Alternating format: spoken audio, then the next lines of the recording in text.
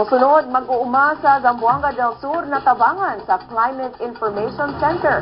At ang iyang detalye sa among pagbalik.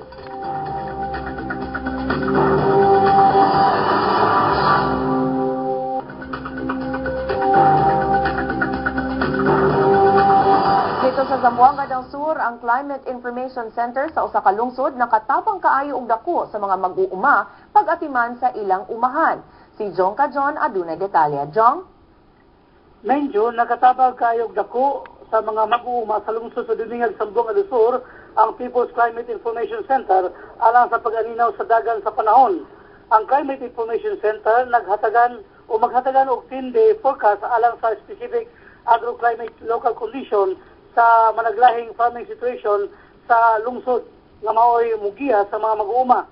Subay nini ginusad ang Climate Resiliency Field School pinagi sa Rice Watch and Action Network uban ang local government o pag-asa.